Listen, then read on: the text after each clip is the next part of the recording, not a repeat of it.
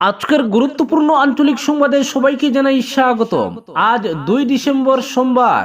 আজকের সকালের বিশেষ বিশেষ খবর হলো করিমগঞ্জ কাছাড় বুঝি না, মন্ত্রী হবেন বরাক থেকে বললেন মুখ্যমন্ত্রী হিমন্ত। হাইকোর্টের বেঞ্চ হচ্ছে না শিলচরে, বুঝিয়ে দিলেন মুখ্য বিচারপতি।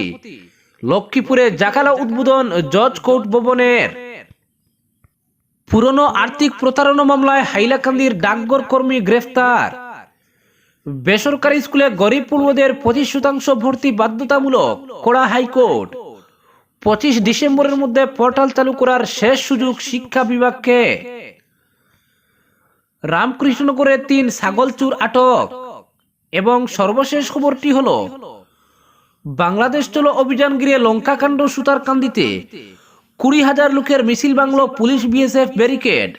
লাঠিচার্জে জখম অনেক, রহস্যজনক ডিলচূড়ায় তপ্ত সীমান্ত। এবারে শুনুন বিস্তারিত খবর।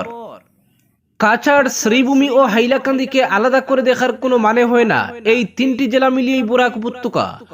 রবিবার লক্ষ্মীপুরে এসে একথা বলেছেন হিমন্ত বিশ্ব শর্মা। মন্ত্রিসভা সম্প্রসারণের মুখে মুখ্যমন্ত্রীর এই বক্তব্য নানাভাবে ব্যাখ্যা করা হচ্ছে রাজনৈতিক মহলে। পরিমল শুক্লবৈদ্য লোকসভায় নির্বাচিত হওয়ার পর থেকে গত 6 মাস ধরে মন্ত্রিসভায় বরাক উপত্যকার কোনো প্রতিনিধিত্ব নেই। 5 কেন্দ্রের উপনির্বাচনের পরই মন্ত্রিসভার সম্প্রসারণ করা হবে। মুখ্যমন্ত্রী গোড়া থেকেই একথা স্পষ্ট করে দিয়েছেন। এবার উপনির্বাচনও শেষ।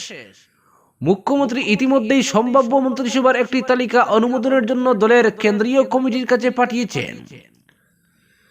তবে একই সঙ্গে হিমন্ত বিশ্ব গত কয়েকদিনে একাধিকবার একটি বিষয় স্পষ্ট করে দিয়েছেন যে খুব বড় ধরনের রদবদল হওয়ার সম্ভাবনা নেই। বরাক থেকে কোনো প্রতিনিধি নেই, ফলে এই উপত্যকা থেকে একজনকে মন্ত্রী করা হবে। প্রশ্ন হচ্ছে কাকে? লক্ষ্মীপুরে এদিন সাংবাদিকরা এই প্রশ্নই করছিলেন হিমন্ত বিশ্ব শর্মাকে। সাংবাদিকরা কাকে মন্ত্রী করা হবে তার নাম জানতে চেয়েছিলেন মন্ত্রী কি কাছাড় না করিমগঞ্জ থেকে করা হবে। দুটি প্রশ্নের কোনো স্পষ্ট জবাবই এদিন মুখ্যমন্ত্রীর কাছ থেকে পাওয়া যায়নি। বরং তিনি বলেছেন কাছাড়, করিমগঞ্জ বা হাইলাকান্দি বলে আলাদা করে বরাক উপত্যকা তিনি দেখেন না। এমন বিভাজন করার কোনো প্রয়োজন রয়েছে বলেও তিনি মনে করেন না। এ প্রসঙ্গে মুখ্যমন্ত্রী নিজের বাবার কথা উল্লেখ করে বলেছেন, তার বাবা যখন এই উপত্যকায় কর্মরত ছিলেন তখন বরাক উপত্যকার 3 জেলা মিলিয়ে একটি জেলায় ছিল কাছাড়। ফলে তিনি এখনো এই 3 জেলাকে আলাদা করে দেখেন না, দেখার কোনো প্রয়োজনও নেই। আর সম্ভাব্য মন্ত্রীর নামও এড়িয়ে গেছেন হিমন্ত বিশ্ব শর্মা। স্বভাবসিদ্ধ রসিকতায় বলেছেন একজনের নাম বললে বাকিরা ক্ষুণ্ণ হবেন। প্রত্যাশিতভাবে মুখ্যমন্ত্রীর এদিনের জবাব বিজেপির অন্তর্মহলে নানা জল্পনা কল্পনার সৃষ্টি করার কারণও রয়েছে। লোকসভা নির্বাচনে করিমগঞ্জে প্রচার এসে হিমন্ত বিশ্ব শর্মা প্রতিশ্রুতি দিয়েছিলেন এই কেন্দ্রটি বিজেপি জিতলে সীমান্ত জেলা থেকেই কাউকেই মন্ত্রী করা হবে। বিজেপির অন্দরমহলেও এমনটাই ধারণা। করিমগঞ্জ জেলা থেকে বিজেপির বিধায়ক রয়েছেন 2 জন, পাথারকান্দির কৃষ্ণেন্দু পাল ও রামকৃষ্ণনগরের বিজয় মালাকার। জনবিন্যাসের প্রেক্ষাপটে করিমগঞ্জ লোকসভা আসনটিতে বিজেপির জেতা অতি কঠিন কাজ ছিল, কিন্তু পাথারকান্দি ও রামকৃষ্ণনগর থেকে শাসক দল যে বিপুল ব্যবধানে লিড পাইয়ে দেয় সেটাই বিজেপির জয় নিশ্চিত করে। এই হিসেবে কৃষ্ণেন্দুর মন্ত্রিত্ব প্রাপ্তির সম্ভাবনাই সবচেয়ে বেশি, কারণ কৃষ্ণেন্দু 2 বারের বিধায়ক। কিন্তু তারপরও কিন্তু থেকেই যায়, এমনটাই মনে করছেন দলেরই একটি মহল। করিমগঞ্জ থেকে সম্প্রতি মিশন রঞ্জন দাসকে রাজ্যসভায় নির্বাচিত করা হয়েছে। কৃপনাথ মোলাকে লোকসভায় প্রার্থী করায় বাঙালি হিন্দুদের মধ্যে যে ক্ষোভ দেখা দিয়েছিল, মিশন রঞ্জনকে রাজ্যসভায় পাঠিয়ে সেটা প্রশমিত করা হয়েছে। এর উপর সম্প্রতি করিমগঞ্জের নাম পাল্টে শ্রীভূমি করা হয়েছে। এটাও বাঙালি হিন্দুর আবেগকে আলোড়িত করেছে। এই আবহেই মুখ্যমন্ত্রী রবিবারের বক্তব্য নিয়ে জল্পনার অবকাশ তৈরি করে দিয়েছে। অপরদিকে হাইকোর্টের বেঞ্চ হচ্ছে না শিলচরে, বুঝিয়ে দিলেন মুখ্য বিচারপতি। শিলচর জেলা আদালতে গৌহাটি হাইকোর্টের বেঞ্চ স্থাপন হচ্ছে না। লক্ষ্মীপুরে সাব ডিভিশনাল জুডিশিয়াল ম্যাজিস্ট্রেট কোর্টের নবনির্মিত স্থায়ী ভবনের উদ্বোধন করতে এসে রবিবার এই নিরাশাজনক কথাই শুনিয়ে গেলেন গৌহাটি হাইকোর্টের মুখ্য বিচারপতি বিজয় বিষ্ণয়। মুখ্য বিচারপতির সঙ্গে ভবনের আনুষ্ঠানিক উদ্বোধন করেছেন রাজ্যের মুখ্যমন্ত্রী হিমন্ত বিশ্ব শর্মা। শিলচরের জেলা ও দায়রা আদালতে হাইকোর্টের বেঞ্চ স্থাপনের দীর্ঘদিনের দাবি রয়েছে।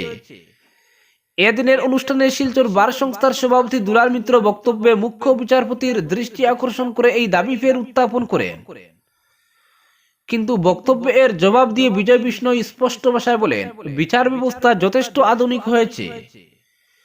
এখন নিম্ন আদালতে হাইকোর্টের বেঞ্চের আর প্রয়োজন পড়ে না। এখন ই হিয়ারিং এর যুগ।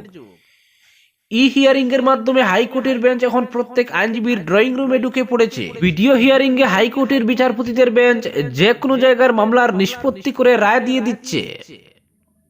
ফলে পৃথকভাবে হাইকোর্টের বেঞ্চ স্থাপন এখন আর সময়ের দাবি নয়। মুখ্য বিচারপতির এই বক্তব্য হতাশ করেছে উপস্থিত আইনজীবী ও প্রাক্তন বিচারপতিদের। এদিকে উদ্বোধনী অনুষ্ঠানে মুখ্যমন্ত্রী বলেন, এই জজ কোর্ট বৃহত্তর লক্ষ্মীপুর অঞ্চলে মানুষের ন্যায় বিচার পাওয়ার ক্ষেত্রে নতুন দিগন্তের সূচনা করবে। তিনি বলেন, 1 মাসের মধ্যেই লক্ষ্মীপুরে আবার আসব নতুন জেলা হাসপাতালের উদ্বোধন করতে। এখানকার মানুষের চিকিৎসার সুবিধার জন্য রাজ্য সরকার 217 কোটি টাকায় একটি নতুন জেলা হাসপাতাল তৈরি করছে। সেটি সম্পন্ন হলে ফের আপনাদের সঙ্গে দেখা হবে।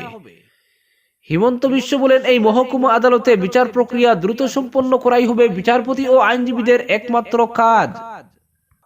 অপরদিকে পুরনো আর্থিক প্রতারণা মামলায় হাইলাকান্দির ডাকঘর কর্মী গ্রেফতার। আর্থিক অনিয়ম ও প্রতারণার মামলায় হাইলাকান্দি মুখ্য ডাকঘরের এক কর্মীকে হাইলাকান্দি পুলিশ গ্রেফতার করেছে। ধৃত পোস্টাল অ্যাসিস্ট্যান্টের নাম কাকলি ফুকন। তার বাড়ি শিবসাগর জেলার নামতিতানা এলাকার ডিকসমুখ গ্রামে। 2019 সালে এই ডাক বিভাগের কর্মীর বিরুদ্ধে গ্রাহকদের সঙ্গে প্রতারণার অভিযোগে হাইলাকান্দি সদর থানায় একটি মামলা দায়ের হয়। ওই মামলায় কাকলি ফুকনের বিরুদ্ধে গ্রাহকদের কাছ থেকে অর্থ সংগ্রহ করে সংশ্লিষ্ট অ্যাকাউন্টে জমা না দেওয়ার অভিযোগ উঠে। এর প্রেক্ষিতে ডাক বিভাগ তাকে সাময়িক বরখাস্ত করেছিল। তবে বরখাস্তের পর থেকেই কাকলি আত্মগোপনে চলে যান। প্রতারণা ও আর্থিক অনিয়ম মামলার অন্যতম আসামি হিসেবে কাকলির খোঁজে হাইলাকান্দি পুলিশ সম্প্রতি শিবসাগর জেলায় অভিযান চালায়। সেখানে তার পরিবারের সদস্যরা পুলিশকে জানান, কাকলি বর্তমানে পাঞ্জাবে বসবাস করছেন। এরপর পাঞ্জাব পুলিশের সহায়তায় কাকলিকে হাইলাকান্দি থানায় হাজির হওয়ার জন্য একটি নোটিশ জারি করা হয়।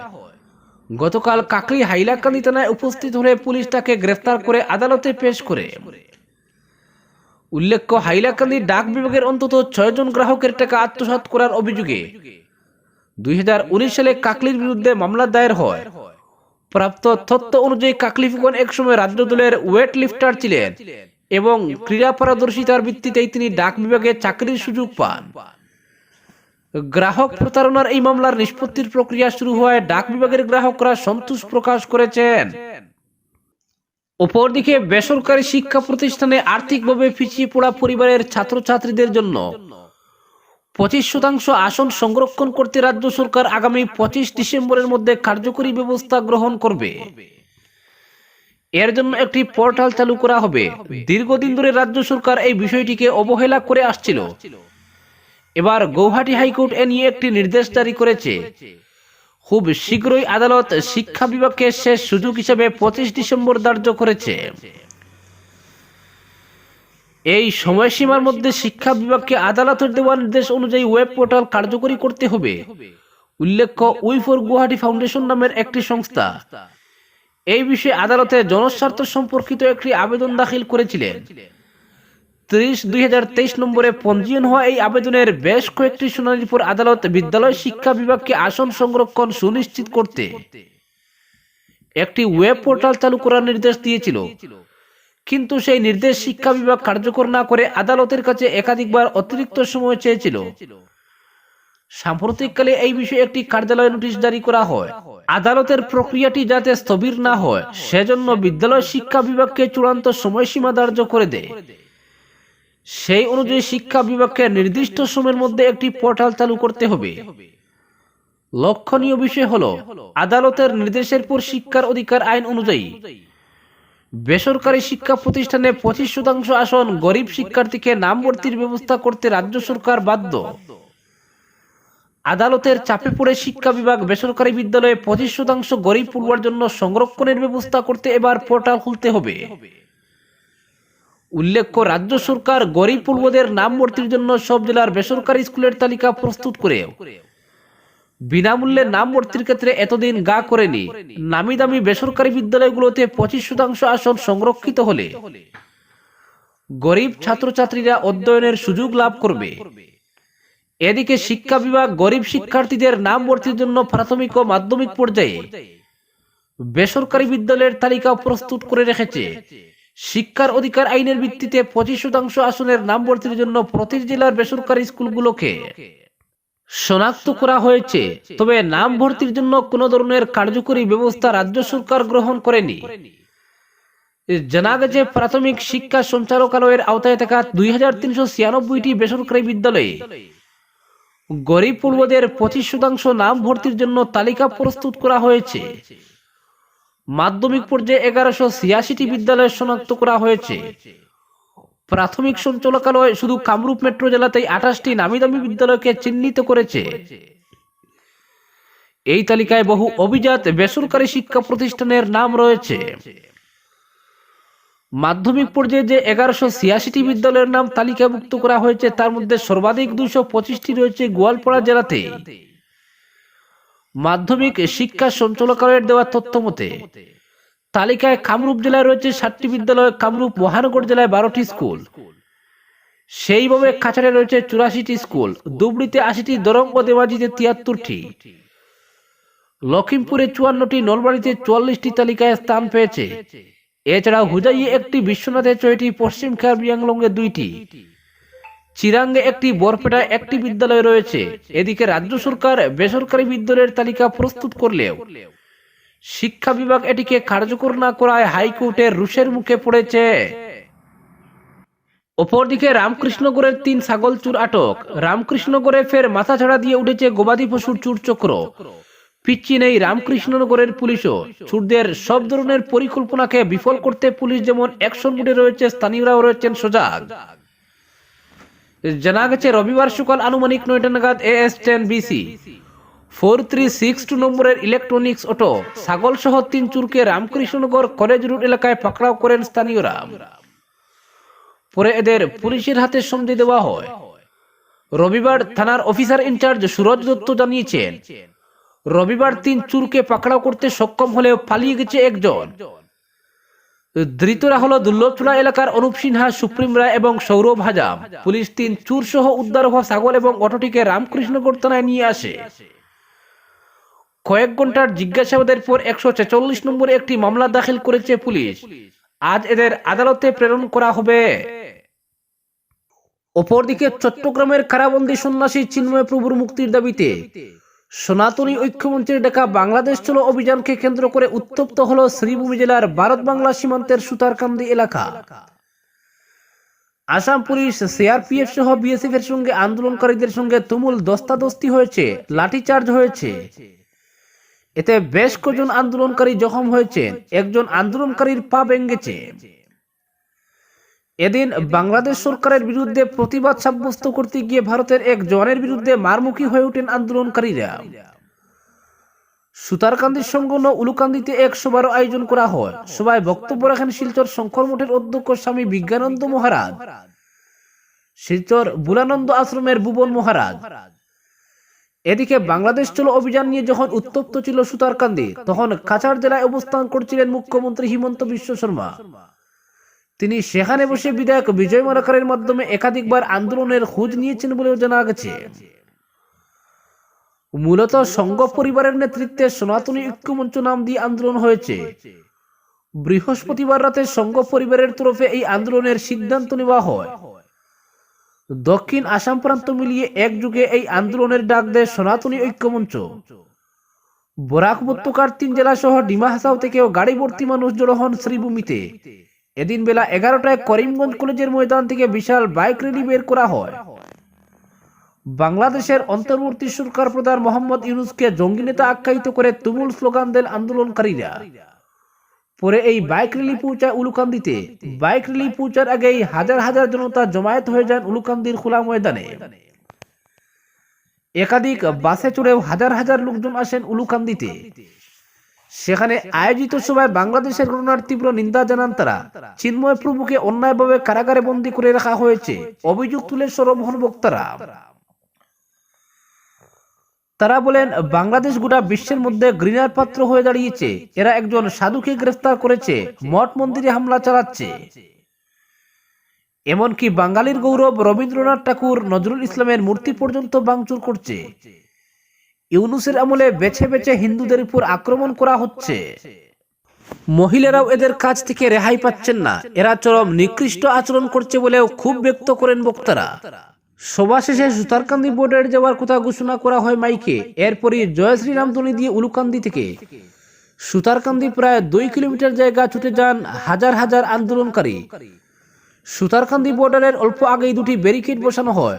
প্রথম ব্যারিকেডে দলবল নিয়েছিলেন খুদ পুলিশ সুপার পার্থ প্রতিম দাস, আর দ্বিতীয় ব্যারিকেডে কাঁটাতারের বেড়া দিয়েছিল বিএসএফ। প্রায় 20,000-এরও বেশি আন্দোলনকারী ব্যারিকেড ভেঙে বর্ডারের ভেতরে প্রবেশের চেষ্টা চালান। এতে পুলিশের সঙ্গে তুমুল দস্তাদস্তি হয় আন্দোলনকারীদের। দস্তাদস্তিতে বেশ কজন আন্দোলনকারী জখম হয়েছেন। পা ভেঙেছে শ্রীকুনার রঞ্জু দাস নামের এক বিজেপি কর্মীর। তাকে সঙ্গে সঙ্গে অ্যাম্বুলেন্স করে হাসপাতালে পাঠানো হয়। এছাড়া বেশ কজন আন্দোলনকারীর হাত পাও কেটেছে। দস্তাদস্তিতে বেশ কজন আন্দোলনকারী সহ পুলিশ কর্মীকে মাটিতে লুটিয়ে পড়তে দেখা গেছে। এদিকে আন্দোলন যখন উত্তপ্ত হয়ে ওঠে তখন তাতে গি ডালেন এক সেনা জওয়ান। তিনি লাঠি উঠিয়ে আন্দোলনকারীদের মারতে উদ্যত হন। এমনকি আন্দোলনকারীদের উদ্দেশ্যে অশালীন মন্তব্য করেন বলে অভিযোগ। এরপরই ওই সেনা জওয়ানের বিরুদ্ধে দস্তুর মতো মারমুখী হয়ে ওঠেন কিছু আন্দোলনকারী। তারা সেনাবাহিনীর এক ঊর্ধ্বতন আধিকারিকের সামনে তাকে গালিগালাজ করেন, এমনকি বাংলাদেশের মৌলবাদী সমর্থক বলে জওয়ানকে উল্লেখ করে। এমন ব্যক্তি কিভাবে ভারতের নিরাপত্তা বাহিনীতে চাকরি পেলেন এ নিয়ে ক্ষোভ ঝাড়তে শুরু করেন। এক সময় ওই জওয়ানকে ব্যারিকেডের বাইরে এনে তারা দেখে নেওয়ারও হুমকি দেন। তখন পরিস্থিতি অন্য মোড় নিচ্ছে দেখে দ্রুত এসে ওই জওয়ানকে পেছনে সরিয়ে নেন আধিকারিক। এমনকি তিনি ব্যাপারটি দেখবেন বলে আশ্বস্ত করেন আন্দোলনকারীদের।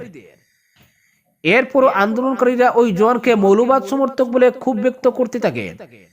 এমনকি তাকে বাংলাদেশ পাঠিয়ে দেওয়া উচিত বলেও দাবি করেন আন্দোলনকারীরা। এক সময় সেনাবাহিনীর উদ্দেশ্যে বীর থেকে বেশ কোটি ডিলও চূড়া হয়। তখনই মাইক হাতে নিয়ে বীর থেকে উদ্দেশ্য প্রণোদিতভাবে ডিল চূড়া হচ্ছে বলে ঘোষণা করেন হিন্দু রক্ষী দলের ধীরাজ ভট্টাচার্য। তিনি বলেন, আমরা সেনাবাহিনীকে সম্মান করি। আমাদের মা বোনেরা রাখি উৎসবের দিন সেনাবাহিনীর হাতে রাখি পরিয়ে দেন, আপনারা সাবধান হন। আন্দোলন অন্য খাতে নেওয়ার জন্য সেনাবাহিনীর উদ্দেশ্যে ডিল চূড়া হচ্ছে, যাতে দোষ আমাদের উপর এসে যায়। এরপরই তার অনুরোধে আন্দোলনকারীরা বর্ডার এলাকায় বসে হনুমান চালিসা পাঠ করেন। এর কিছু সময় পরই আন্দোলনের সমাপ্তি ঘোষণা করা হয়। আজকের বিশেষ সংবাদ এখানেই সমাপ্ত।